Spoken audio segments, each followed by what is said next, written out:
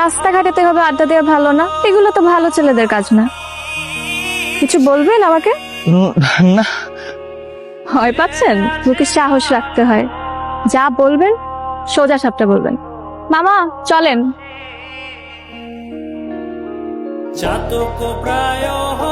এদিকে আসেন, দাঁড়ান, রিক্সায় উঠেন।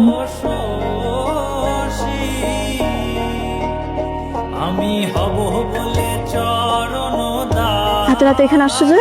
আমার আপনাকে দেখতে খুব ইচ্ছে করছিল। সারাদিন 5-7 বার দেখার পর যদি দেখতে ইচ্ছে করে তাহলে তো মুশকিল। হয় না তো, আমার তোমাকে 5-7 বার দেখে মন ভরে না, আমার তোমাকে অহনিতবার দেখতে ইচ্ছে করে। বুঝলাম। তো এই শীতে যে শীতের কাপড় ছড়া আসছো, এটা কি ঠিক আছে? তোমাকে দেখার পর থেকে আমার জীবন থেকে শীত, গ্রীষ্ম, বর্ষা সব চলে এসে গেলাম।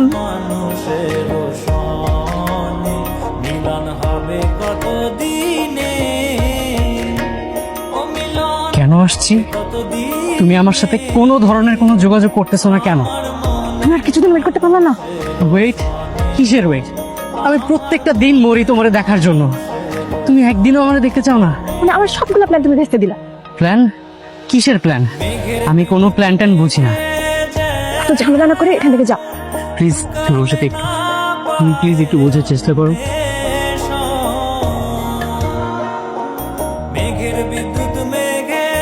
আচ্ছা, তুমি শুধু শুধু এরকম মারামারিতে জড়াতে গেলে কেন? আমার সামনে পৃথিবীর কেউ তোমাকে বিরক্ত করতে পারবে না। কিসের ভয়? আমার জীবনে এত সমস্যা, কত সমস্যার সমাধান করবে। কিসের সমস্যা? ছোট থেকে ইচ্ছে ছিল ডাক্তারি পড়বো, বাবা মার ইচ্ছার বিরুদ্ধে সায়েন্সে ভর্তি হলাম। ইন্টারে ভালো রেজাল্টও করলাম, কিন্তু ঢাকায় যে মেডিকেল কোচিং এ ভর্তি হতে হবে, হোস্টেলে থাকতে হবে, কত খরচ। এত খরচ তো বাবা মা দিতে পারবে না। তোমার বই খাতা, কাগজপত্র, ওষুধপত্র সবকিছু ঠিক মতো নিছো? হ্যাঁ, আচ্ছা নিছো। আচ্ছা শোনো না, তুমি ওখানে গিয়ে কই থাকবে? হ্যাঁ, যার সাথে থাকবে সাথে কথা হয়েছে? হ্যাঁ, বলছো তাহলে সবকিছু? হাজবেন্ডের সাথে কথা বলে রেখেছি। আচ্ছা হ্যাঁ, ওকে বন্ধুর বাসা। ভালো, খুব ভালো। আচ্ছা শোনো না, ওখানে কিন্তু অনেক মানুষ থাকে বুঝছো? হ্যাঁ, অনেক গাড়ি ঘোড়া থাকে, তুমি একদম ভয় পাবা না। আর একটু দূরে দূরে পুলিশ থাকে বুঝছো? যদি ভয় পাও সাথে সাথে ডাক দিবা, ওরা চলে আসবে, তোমাকে হেল্প করবে।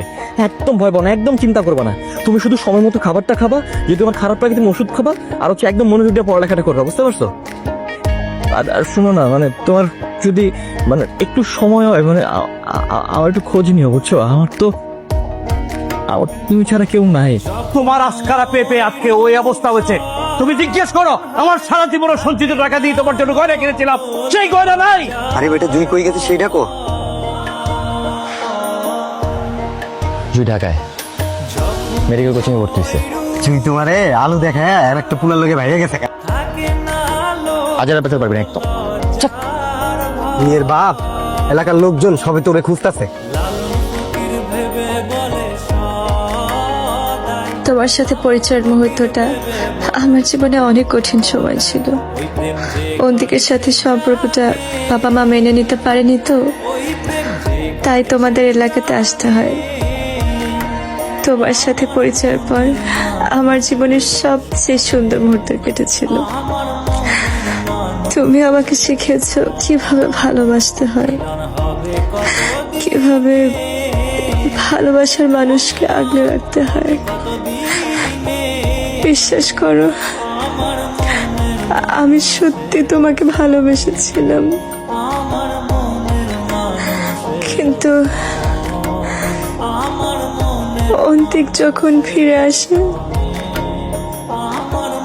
আমি ওকে ফেরাতে পারিনি। কেন জানো? ওর সাথে বেড়ে উঠেছি তো, ও আমার প্রথম প্রেম।